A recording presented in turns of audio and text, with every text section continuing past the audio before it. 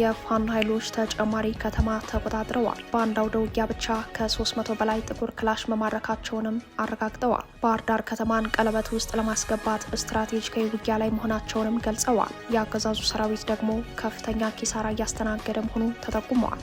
በሌላ በኩል የከተማው ከንቲባ በአጃቢያቸው መገደላቸው ተሰምተዋል። እርምጃው ቀጣይነት እንዳለው ያረጋገጡት የፋኖ ምንጮች መፍትሄው እጅ መስጠት ነው ብለዋል። ከንቲባው ማናቸው፣ የትኛውን ከተማ ይመሩ ነበር የሚለውን ጨምሮ በጉዳዩ ላይ ዝርዝር መረጃ ይዘናል። የትግራይ ፓርቲዎች ተከታታይ መግለጫ የጦርነቱን የመጨረሻ መጀመሪያ አመላካች ሆኗል። የፓርቲው ሊቀመንበር ወታደራዊው ሚስጥር ሾልኳል፣ ፌዴራል በእኛው ሰዎች የውክልና ጦርነት ሊከፍትብን ነው የሚል ክስ ቀርበዋል። ሾለከ የተባለው ወታደራዊ ሚስጥር የትግራይ ሕዝብ አንድነትን ይበትናል መባሉም መነጋገሪያ ሆኗል። በሌላ በኩል እስካሁን በተለያየ ጎራ ለመጠፋፋት ይፈላለጉ የነበሩ የትግራይ ኃይሎች በአንድ ልሳን ተቃውሞ ማሰማታቸው ሌላኛው አነጋጋሪ ጉዳይ ሆኗል። አብራችሁን ስትዘልቁ የምትሰሙት ሌላኛው መረጃችን ነው። የወልቃይት ጠገዴ የአማራ ማንነት አስመላሽ ኮሚቴም ምላሽ ሰጥቷል። በምላሹ ምን አለ የሚለውን ጨምሮ እውነተኛው የህዝብ ትግል ዓላማ መስመሩን እንዳይስት መደረግ ስለሚገባቸው ጥንቃቄዎች የቀረቡ ጥሪዎችን በዜናችን አካተናል። የአስመራው መንግስት በአብይ አህመድ የጦርነት ነጋሪት ጉሰማና በሐዋሳው የኮማንዶ ወታደራዊ ትርኢት ዓላማን በተመለከተ ምላሽ ሰጥቷል። በምላሹም የብልጽግናን የወረራ ጦርነት ዝግጅት ዓለም ይታዘብልኝ ብሏል። ከዚህ ቀደም የተደረጉ ተመሳሳይ ወታደራዊ ዛቻዎችን የተነተነው ከአስመራ የተሰጠው ምላሽ ምን ይላል ለሚለው ዜናችን ምላሽ አለው። የትራምፕ ደብዳቤ ያጀገናቸው አልሲሲ ለአብይ አህመድ ደብዳቤ ልከዋል። በማስፈራሪያና ማስጠንቀቂያ የታጀበው ደብዳቤ ለብልጽግና ፕሮፓጋንዲስቶች የተመቸ ማጭበርበሪያ ቢሆንም እውነታው የፖለቲካ ቁማር መያዙ ነው። በጉዳዩ ላይ የአቡዳቢው ዘናሽናል ዝርዝር ዘገባ አስነብቧል። ለሰዓቱ የመረጥንላችሁ ሌላኛው ቀጠናዊ ዜና ትንታኔያችን ነው። ሰላም ጤና ስጥልን ውድ የጣና ቲቪ ተከታታይ ቤተሰቦቻችን፣ አብራችሁን ስትቆዩ እነዚህንና ሌሎች ዝርዝር መረጃዎችን ታደምጣላችሁ። የጣቢያችን የሰዓቱ ዜና መረጃና ዜና ትንታኔዎቻችን እነሆ ተጀምረዋል። እስከ መጨረሻው አብራችሁ እንድትቆዩ አክብሮታዊ ግብዣችን ነው።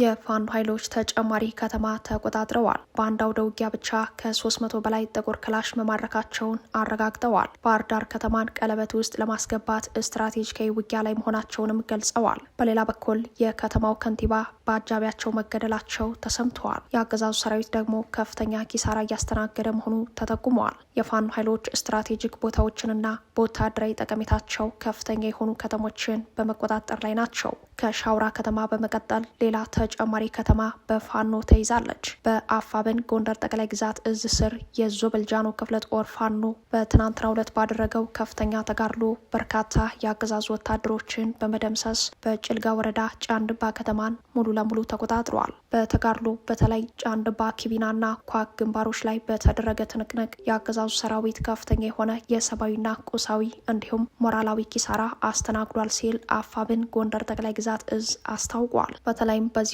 የጎንደር ቀጠና ጠንካራ ውጊያዎች ተጠናክረው በቀጠሉበት በዚህ ጊዜ አፋብን ሁለቱ እዞች በተሳተፉበት የሻውራ ውጊያ ከ300 በላይ ክላሽ በፋኖ እጅ መግባቱን ኮሎኔል አበራ ዛናው ገልጸዋል። ኮሎኔሉ ከአንከር ሚዲያ ጋር ባደረጉት ቆይታ የአውደ ውጊያውን ድልና የሻውራ ከተማን ወታደራዊ ስትራቴጂካዊ ጠቀሜታ እንደሚከተለው አስረድተዋል። ወታደራዊ ቋንቋ አነጋግረናቸዋል። ጥሩ አድርገን ከ300 በላይ ነው ክላሽ የተማረከው። ጥቁር ክላሽ፣ ሁለተኛ ዲሽቃ ተማርኳል፣ ስናይፐር ተማርኳል፣ ፒኬም መትረየስ ተማርኳል፣ ሞርተር ተማርኳል። ይሄን ይዞ ነው ወደ ውጊያ ገብቶ የነበር። ከዛ በኋላ ብትንትኑን አውጥተን የፈለገውን ነገር ነው በእኛ ሰራዊት ላይ ድል የተቀናጀን። ሰራዊቱ በጣም ደስተኛ ሆኖ ወደፊት እየገሰገሰ ይሄን ያለው። ሁለተኛ ሻውራ ምንድን ነው ካለው ወታደራዊ ስትራቴጂክ ቦታ በምትልበት ሰዓት ለባህር ዳር ቅርብ የሆነ ስትራቴጂክ ቦታ ነው ሻውራ። ስለዚህ ከሻውራ ተነስተህ ቀጥታ ወደ ባህር ዳር የሚሄድ መንገድ አለ። ያንን መንገድ ተከትለ የእግረኛ መንገድ አለ፣ ፒስታ መንገድ አለ፣ የተለያየ ነገር አለ። በተሽከርካሪም በእግርም ተንቀሳቅሰህ ባህር ዳርም በተለያየ አቅጣጫ ላይ መጥወር የምችልበት ቦታ ላይ ነው። በወረታ በኩል ትሄዳለህ፣ በወረታ ሌላው ጦር ሊሄድ ይችላል፣ በሻውራ ሌላው ሊሄድ ይችላል። በፍኖተ ሰላም የሚመጣ መንገድ አለ፣ እንደገና በሌላ አቅጣጫ አለ። ስለዚህ ባህር ዳር ቀለበት ውስጥ አስገብተህ ባህር ዳርን ለመቆጣጠር ከፍተኛ የሆነ ስትራቴጂክ ቦታ ያላት ነች ሻውራ። የብልጽግናው አገዛዝ እንዲህ ያሉ ስትራቴጂካዊ ቦታዎችን በከፍተኛ ሰብአዊና ወታደራዊ ቁሳዊ ኪሳራዎች እያጣ በቀጠለበት ውጊያ ሲቪል አመራሮችንም እያጣ ይገኛል። በምዕራብ ጎጃም ዞን የጅጋ ከተማ ከንቲባ በአጃቢያቸው መገደላቸው ተሰምተዋል። የጅጋ ከተማ ከንቲባ በትናንትናው ዕለት የካቲት 16 ከምሽቱ 3 ሰዓት ላይ በቅርብ አጃቢያቸው መገደላቸውን ያረጋገጡት የአካባቢው ምንጮች ባለስልጣኑ ላይ እርምጃ የወሰደው የቅርብ አጃቢው አፋብን ቴዎድሮስ እዝ 109ኛ ኮር 77ኛ ክፍለ ጦር ከነሙሉ ትጥቁ መቀላቀሉን ጠቁመዋል። የፋኖ ምንጮች በበኩላቸው የ77ኛ ክፍለ ጦር አመራሮችና አባሎች ከንቲባው ላይ እርምጃ የወሰደውን አጃቢ ደማቅ አቀባበል እንዳደረጉለት ገልጸዋል። እንደ ፋኖ ምንጮች በዚሁ ቀጠና ምዕራብ ጎጃም ፍኖተ ሰላም፣ ቡሬ፣ ቁጭ እንዲሁም በሌሎች ፋኖ በሚንቀሳቀስባቸው አካባቢዎች የሚገኙ የአገዛዙ ባለስልጣናት የጅጋ ከተማ ከንቲባ እጣ ፈንታ እንዳይገጥማችሁ በአስቸኳይ ለአፋብን እጅ መስጠት አለባችሁ ሲሉ እርምጃው ቀጣይነት እንደሚኖረው አረጋግጠዋል። በተመሳሳይ የግንባር መረጃም በወሎ ቤት አማራ ከመካነ ሰላም በቅርብ ርቀት ሰኞ ገበያ አካባቢ በተደረገ ውጊያ የፋኖ ኃይሎች በርካታ ወታደሮችን ሞትና ቁስለኛ በማድረግ አዳዲስ ገዥ መሬቶችን መቆጣጠራቸው ተሰምተዋል። በሰኞ ገበያ አካባቢ ተዋ መገንጠያ ተብሎ በሚጠራው ስፍራ በተደረገው ውጊያ የፋኖ ኃይሎች በመልሶ ማጥቃት በከበባና የቆረጣ ምት በአገዛዙ ሰራዊት ላይ ከፍተኛ ኪሳራ አድርሰዋል የሚለው የአፋብን ምኒልክ ዕዝ የግንባር መረጃ በዚህ አውደ ውጊያ ከፍተኛ ቁጥር ያለው የአገዛዙ ወታደሮች ሞትና ቁስለኛ ሲሆኑ ብዙዎች ቁስለኞች በአምቡላንስና ፓትሮል ተጭነው ተወስደዋል ብለዋል።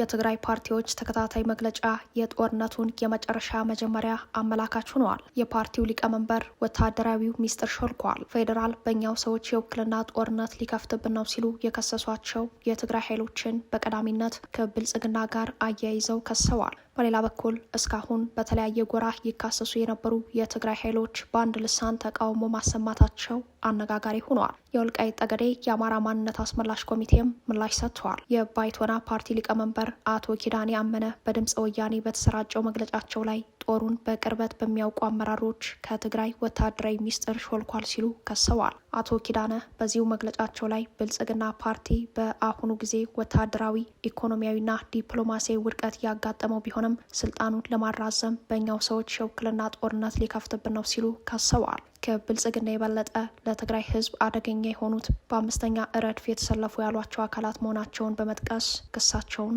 አጠናክረዋል። ወታደራዊ ሚስጥር አሹልከው ሊያስጠቁን ነው ያሏቸው ለትግራይ የቀረቡ አካላት በአገር ውስጥና በውጭ የሚገኙ መሆናቸውንም በመግለጽ ወንጅለዋል። የትግራይን የጦር ሚስጥሮች ለማህበራዊ ሚዲያ በማቅረብ የትግራይን ሕዝብ አደጋ ላይ እየጣሉ ነው ያሉት አመራሩ ለብልጽግና መልእክተኛ ሆነው የጦሩን ሚስጥር አሳልፈው ሰጥተዋል ሲሉ በስም ያልጠቀሷቸው የቀድሞ የህወሓት አመራሮችና የትግራይ ተወላጆችን በሚከሱበት በዚህ ሰዓት በአስገራሚ ሁኔታ በወልቃይት ጉዳይ አንድ ሆነው ተከታታይ መግለጫ ሰጥተዋል። በትናንትናው ዕለት የፌዴሬሽን ምክር ቤት ከቀጣዩ ምርጫ ጋር በተያያዘ በአማራ ቀዳሚ የመታገያ አጀንዳ በሆኑት በወልቃይትና ራያ ጉዳይ ያሳለፈውን ውሳኔ ተከትሎ ሊገዳደሉ ይፈላለጉ የነበሩ የህወሓት አንጃዎች በአንድ ድምፅ ያሰሙት ተቃውሞ የጦርነቱን አይቀሬነት በተጨባጭ አመላክተዋል። ከዚህ ጎን ለጎን ብልጽግና በተለይም በትግራይ ምርጫ እንደማያካሂድ ዳግም ማረጋገጫ የሰጠበትንና ጊዜውን ጠብቆ ያወጣው አጀንዳ መሆኑን የሚገልጹት የጉዳዩ ተከታታዮች ቀጣዩ ጦርነት ወልቃይትን ማዕከል ሊያደርግ እንደሚችል በመጠቆም ነው።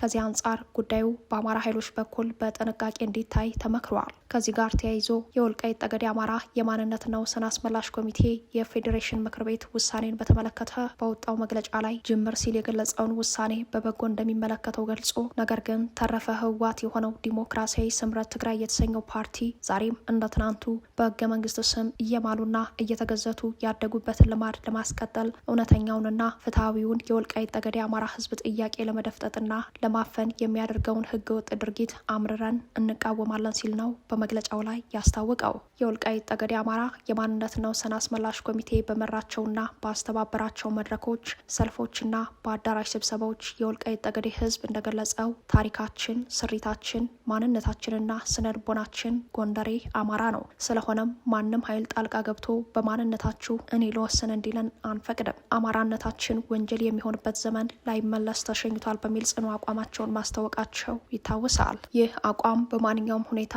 የማይቀየር እንደሆነ ለማረጋገጥ ህዝባዊ የትግል አቅም ማሳደግ እንደሚገባ የጉዳዩ ተከታታዮች እምነት ነው። ከወልቃይት እስከ ራያ የተካሄዱና የቀጠለው የማንነት ትግል አማራንን እንጂ ትግሬ አይደላችሁም የሚል ምላሽ ለማግኘት እንዳልሆነ ሊታወቅ ይገባል የሚሉት የማንነት ታጋዮች አስተዳደራዊ ሁኔታዎች ከአማራነት ተነጥለው ሊታዩ የማይችሉ መሆናቸውን ያስረዳሉ።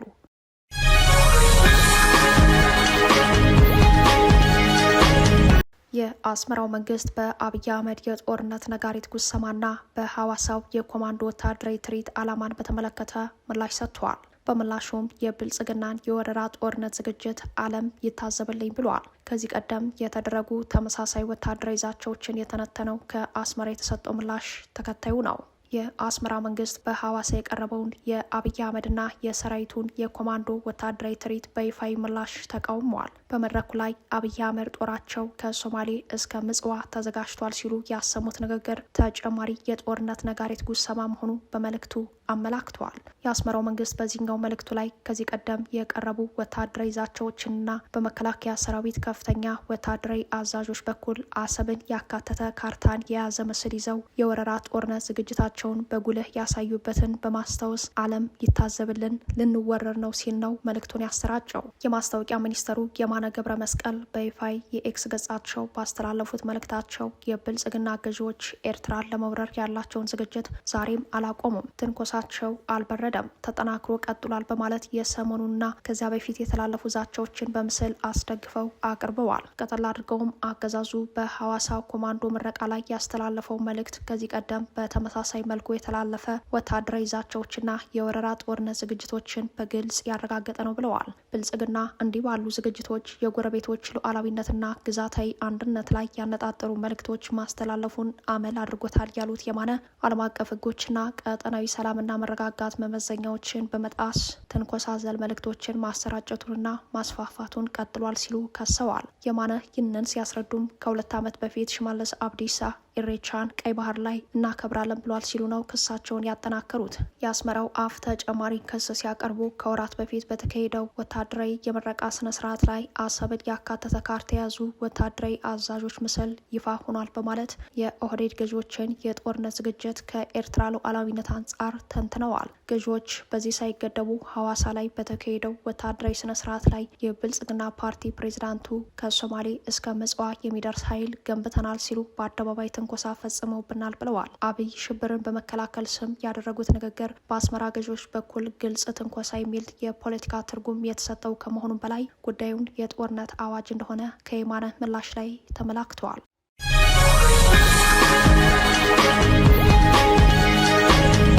የትራምፕ ደብዳቤ ያጀገናቸው አልሲሲ ለአብይ አህመድ አደገኛ ደብዳቤ ልከዋል። በማስፈራሪያና ማስጠንቀቂያ የታጀበው ደብዳቤ አደገኛ የፖለቲካ ቁማር ይዟል። በጉዳዩ ላይ ዘናሽናል ዝርዝር ዘገባ አስነብቧል። በጥልቅ ዲፕሎማሲያዊ ውድቀት ኢትዮጵያን ለቀጠናዊ አደጋ ተጋላጭ ያደረጉት አብይ አህመድና አገዛዛቸው በመጨረሻም ኢትዮጵያን በመክበብ ሂደት ላይ በምትገኘው ግብጽ በኩል አደገኛ ቅርቃር ውስጥ ገብተው ተገኝተዋል። የግብፁ ፕሬዚዳንት አብዱል ፈታህ አልሲሲ የመፍትሄ ሀሳብ በሚል ይዘት ያሰናዱት ፕሮፖዛል በውስጡ ከሰጥቶ መቀበል መሪ ይልቅ ግልጽ ማስፈራሪያን ይዞ አደባባይ ላይ ውሏል። የአልሲሲ መንግስት ደብዳቤ ለብልጽግናው አለቃ አብይ አህመድና ለአሜሪካው ፕሬዚዳንት ዶናልድ ትራምፕ የተላከ ነው። በጉዳዩ ላይ አስገራሚ ዘገባ የሰራው የአብይ አስታጣቂ በሆነችው የተባበሩት አረብ ኤምሬት ባለቤትነት በሚመራው ዘናሽናል ነው። የአቡዳቢው ሚዲያ በዘገባው መረጃውን ውስጥ አዋቂ ምንጮች ተመልከተው ብለው አድርሰውኛል ይላል። የግብፁን መሪ የአልሲሲን ደብዳቤ ውስጥ አዋቂ ምንጮችን ጠቅሶ የተነተነው ዘገባው ከቀይ ባህርና አባይ ጋር በቀጥታ መያያዙ ትኩረት ሳቢ አድርጎታል። በደብዳቤያቸው የግብፁን ፕሬዚዳንት አብዱል ፈታህ አልሲሲን ያስፈነደቁት ፕሬዚዳንት ዶናልድ ትራምፕ የማደራደር ዝግጅታቸውን ከገለጹ በኋላ ነገሮች ተቀይረዋል። ትራምፕ ኢትዮጵያና ግብፅን በህዳሴው ግድብ ጉዳይ ጊዜ ወስጄ እንዲደራደሩ ለማድረግ የተቻለኝን ጥረት አደርጋለሁ የሚል ማብራሪያ በሰጡ በቀናት ልዩነት ውስጥ የአልሲሲ መንግስት የመደራደሪያ ቅድመ ሁኔታውን አዘጋጅቶ ለነጩ ቤተ መንግስትና ለ4 ኪሎ ቤተ መንግስት በቀጥታ ይድረስ ብሏል። የግብፅ የድርድር ፕሮፖዛልን የያዘው ግልጽ ደብዳቤ ከአባይ ጋር የሚካሄደውን ድርድር ከቀይ ባህር ጋር በማስተሳሰር እንደራደርበት የሚል መሆኑን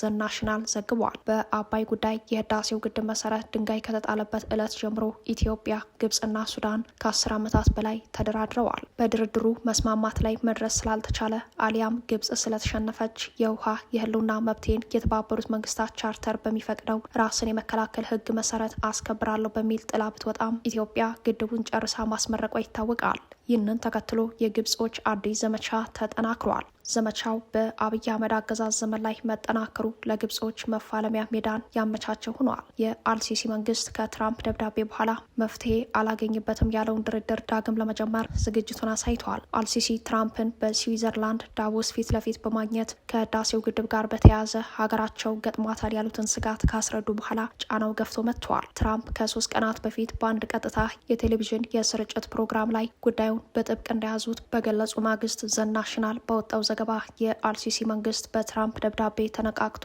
የድርድር ቅድመ ሁኔታ አዘጋጅቶ ለትራምፕና ለአብይ አህመድ በቀጥታ መላኩን አመላክተዋል። ቀይ ባህርንና አባይን አንድ ላይ ለድርድር አስተሳስሮ ብቅ ያለው የካይሮ ደብዳቤን ካሮት ኤንድ ስቲክ የሚባለው አይነት መሆኑን ዘናሽናል በዘገባው አትቷል። የአልሲሲ መንግስት ደብዳቤ ጥልቅ ትርጉም በአባይ በህዳሴው ግድብ ጉዳይ ከኛ ጋር ከተስማማችሁ በቀይ ባህር ላይ እንድትጠቀሙ እሰራለሁ፣ ይህ ካልሆነ ግን የምንወስደው እርምጃ የከፋ ነው አይነት ማስፈራሪያ መያዙን ዘገባው አመላክተዋል። ለአብይ አህመድ ከአልሲሲ መንግስት በግልጽ የተላከው ደብዳቤ ዘ ኦፈር ኮንቴንስ አን ኢምፕሊሲቲ ዋርኒንግ በሚል አገላለጽ የታጀበ ነው። መልእክቱ የብልጽግና ገዢዎች ከቀይ ባህር ጋር በተያያዘ የአባይን ድርድር ካልተቀበላችሁ ግብጽ የቀይ ባህር ተጋሪና የኢትዮጵያ ጎረቤት ከሆኑት እንደ ጅቡቲ፣ ሱዳንና ሶማሊያ ካሉ ሀገራት ጋር ያሏትን የፖለቲካና የሚሊተሪ የግንኙነት ጥቅሞችን እንደ መልካም አጋጣሚ ከመያዝ ባለፈ ግብጽ በደቡብ የቀይ ባህር አቅጣጫ ያላትን ግዙፍ የባህር ኃይል በመጠቀም ቀይ ባህርን እንዳትጠቀሙ እንዘጋባችኋለን የሚል ማስፈራሪያ መያዙን ዘናሽናል ተንትነዋል። ከዚህ ጉዳይ ጋር ተያይዞ የብልጽግና ፕሮፓጋንዲስቶች ግብጽ ኢትዮጵያ የባህር በር ባለቤት እንድትሆን አግዛለሁ ያለች በማስመሰል የሚያሰራጩት መረጃ ከዘገባው ይዘት ጋር የሚጣረስ ነው የሚሉት የጉዳዩ ተከታታዮች የግብጾቹ ፍላጎት ኢትዮጵያ በቀይ ባህር በኩል ተጠቃሚ እንድትሆን በሚል አቀራረብ በህዳሴው ግድብ ላይ የጋራ አስተዳደር ለመፍጠር በአባይ ወንዝ ላይ ደግሞ አሳሪ ህግ እንዲወጣ የማድረግ ግቧን ማሳካት እንደሆነ አስረድተዋል። ኢትዮጵያ በቀይ ባህር በኩል ተጠቃሚ እንድትሆን የሚለው ፍሬ ነገር የንግድ ተጠቃሚነትን ታሳቢ ያደረገው የወደብ ጉዳይ እንጂ የባህር በር ወይንም ሲ አክሰስ ጉዳይ እንዳልሆነ አክለው ገልጸዋል። የኢትዮጵያ የወደብ ተጠቃሚነትም ሆነ የባህር በር አጀንዳ በባለብዙ መድረኮች መተማመን ላይ በተመሰረተ የሰጥቶ መቀበል መርህ የሚመጣ እንጂ ጠቅላይ ሚኒስትር አብይ አህመድ በሚከተሉት የጦርነት ፖሊሲ ዘላቂ ድል የሚገኝበት እንዳልሆነ ይልቁንም በእርሳቸው ኃይልን አማራጭ ባደረገ የስሌት መንገድ ግብጽን የመሰሉ የኢትዮጵያ ታሪካዊ ጠላቶች መግቢያ ቀዳዳ እንደሚያሰፋ የቀጠናው ተንታኞች አበክረው የሚያስረዱት እውነታ ነው።